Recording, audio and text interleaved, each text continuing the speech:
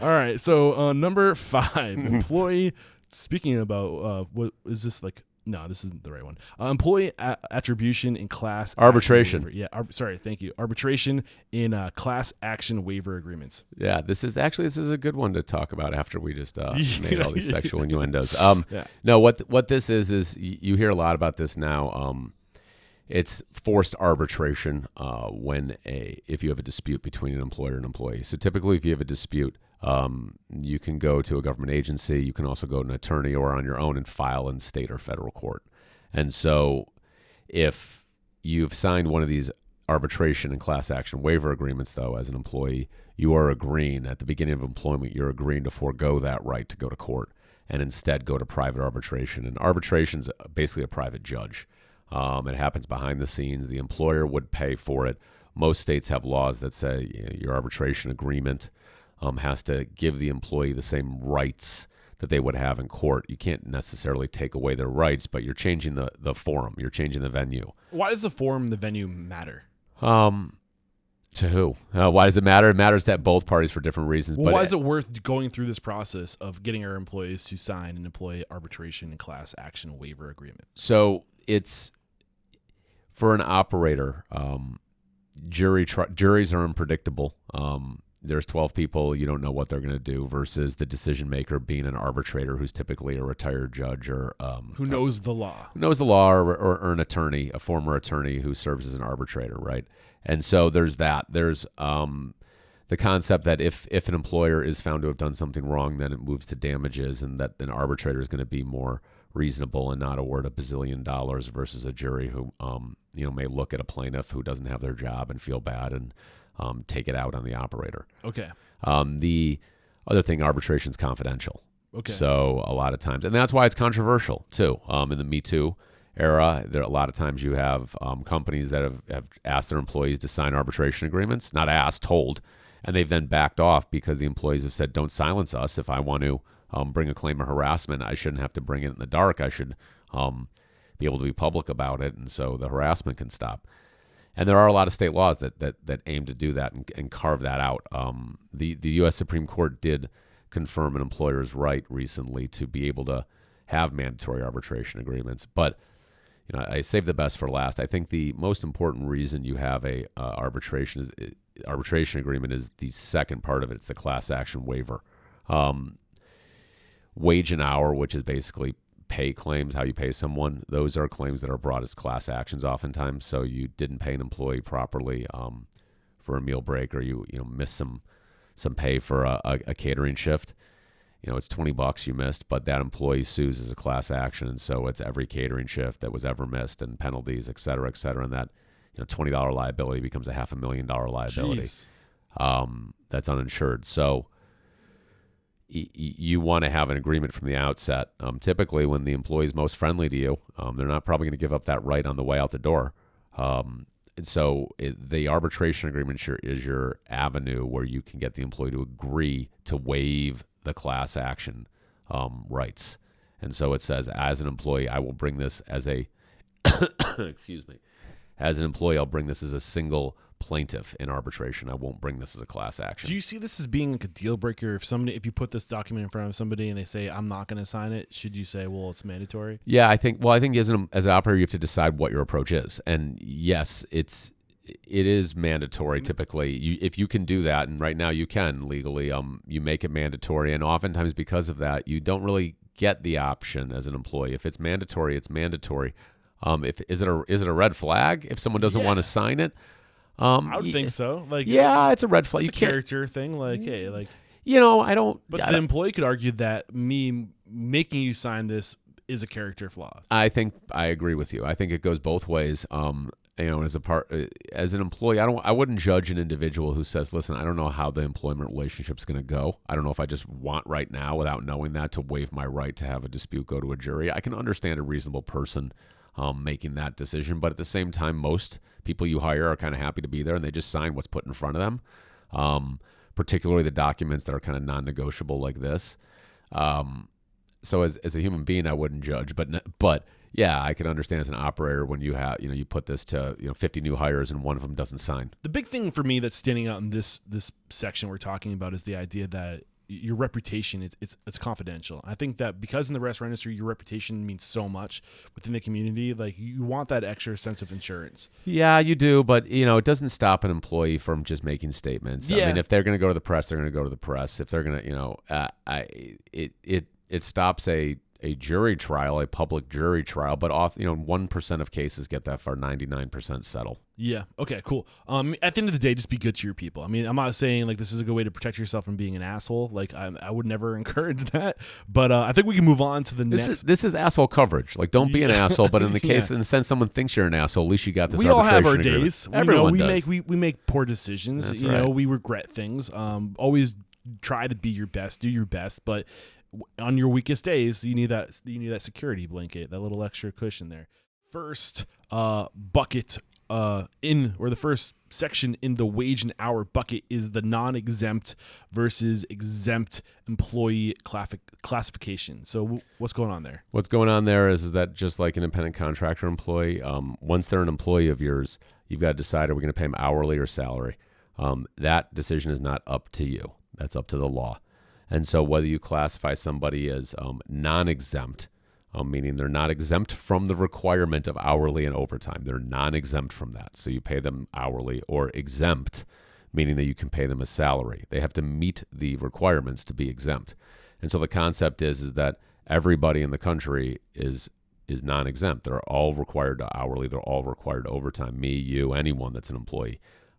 You only get to be paid salary instead if you meet an exemption. So this concept for an operator, a lot of times they'll think, oh, they're a manager, that's fine. Well, there's usually two things for that exemption. One is how much you're paid. This might sound silly. What exactly does exempt mean? Like, what's the definition of exemption? Exempt means that you are exempt from the legal requirement of being paid hourly and overtime. So exempt itself means not held to the standard, or you're excused? Right. Because every employer has to pay everybody hourly and overtime. Maybe that seemed like way too dumbed down. But no, it doesn't. You hear the concept all the time, and I tried to explain it, but I wasn't direct enough, and I didn't know my audience.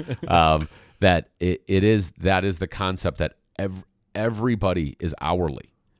You're not exempt from that requirement. Everyone is hourly. You're only exempt from it, and thus can be paid salary if you meet the requirements to be exempt. So when you hire someone, they're hourly, right? That's it. And then you have to ask your HR manager, okay, if we're going to pay this person's salary, what exemption do they meet? Do they meet the manager exemption, which says you can pay someone's salary if they're paid a certain amount of salary every pay period, and their job duties generally are management at least half the time. Where that comes into problem, you have an assistant manager, right?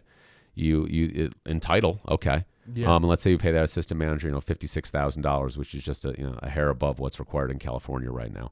So you think to yourself, fine, no problem. I don't have to pay him overtime. But let's say the assistant manager, half the time is jumping on the line. Yeah. They're not really doing the job duties of a manager half the time, and thus they can't be exempt. Thus you owe them overtime. Thus there's wage and hour violations. So even though you paid this person $56,000 a year for, the 50 hours, 55 hours a week, that extra hours over 40, those 15 hours over 40 on a 55-hour week, you owe them overtime. Okay. So there's a base, which is the salary. And if they work beyond 40 hours, you owe them whatever you have to come to what your hourly rate would be in half. Essentially, yes. Is overtime is the concept that whatever your hourly rate is, whatever you're paid, you have to be paid 1.5 times that for hours over 40. Some states have daily overtime, like hours over 8. And so you have to look, again, federal law, anything over 40 in a week, but then you have some state laws that say over 8 in a day. So you have to look and ask yourself which hour is an overtime hour and not. Your payroll provider is going to do the math for you. Okay. So is it safe to say to protect yourself from this, just make your assistant managers be on the clock at all times? Well, even though there might be salary, like still when you're there, clock in so we can track your hours? Not necessarily, because then you're creating evidence of if you did misclassify them. But you also want to pay them the right way too. So yes, you want the way you pay them the right way though is when you hire them, make the determination then using the right test. Can this person be hourly or salary? Okay, and is it too much detail to get into. I don't want to dive into a deep rabbit hole here, but how exactly do we know when somebody becomes exempt? Is it the job description? It's the job duties and the way you pay them. So typically, like management is an example of. So if your management what are the key words or the key things? It's the key things you have to actually do management duties at least half the time you're working. So you're supervising someone versus actually being on the line and doing it yourself. You're making decisions and using independent discretion and judgment. You're not just following orders, but you're actually looking and saying, okay, I'm going to make a decision on when we're low on XYZ product. I'm going to make an order. Hey, maybe I can actually make the decision on which vendor to order from. You're doing those type of decisions versus, do you want fries with that or can I take your order, which is hourly employee stuff. And because no job is clear cut, it's not 100% exempt or non-exempt manager or non-manager. You have to look at the duties themselves, not the title. Got you. And something I want to be better about going forward in this interview, is this specific to California or is this more of a greater picture? No, this is a greater picture, but so federal law requires this too, whether someone's exempt or non-exempt. Each state has its own standard as well you have to meet. Some states track federal law. Other states are more employee-friendly like California. So the overarching concept is general, but the details of what a manager is, for example, might be different state by state. Yes. Got you. Okay, number 7, just passed it. Local minimum wage and paid sick leave regulations. Get into it.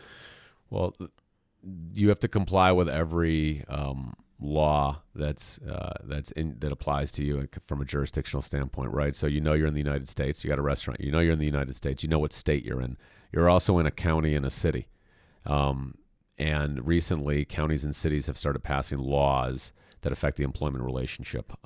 Laws that say, hey, even though the state minimum wage is $13 an hour, we're going to make it $14 an hour. Yeah, maybe you live in a bougie-ass city. Yeah, that's right. way That's more right. expensive. That's yeah. exactly right. And paid sick leave is another one. They'll say, listen, the state of California says you only get 3 days, but if you live in Los Angeles, we're going to give you 6. Okay. And it's because a lot of times state bodies, city councils, county commissioners, they want to protect workers in those areas. So now, and when the coronavirus comes to town, it's usually LA first. There you go, and that's why we have extra sick days to stay home. Yeah. But as an operator, makes it much more complicated because you thought, okay, California, I've got my California procedures, got my California handbook, got my California paid sick leave policy, got my California payroll practices. I know what I'm doing.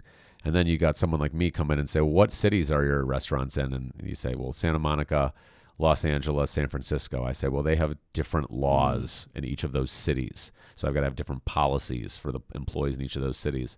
And so it becomes difficult for multi-city operators. So the overarching lesson here is be mindful of the city by city, county by county regulations specific to local minimum wage and paid sick leave regulations. That's right. The takeaway is that comply with federal law, comply with state law, and find out if there's any local law. Okay, got you.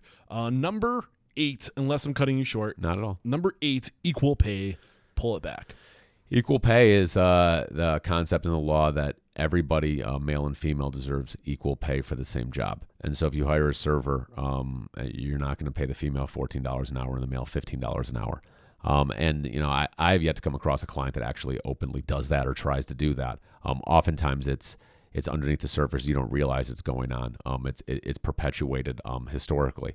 And so you've seen lots of states pass laws prohibiting employers from asking applicants about their prior salary, because the concept is look, and I think it makes sense in a labor market. If I say to you, how much were you getting paid? You're going to say I was getting paid $15 an hour, and I think to myself, okay, I can get them for $15.50 an hour. Yeah. Right.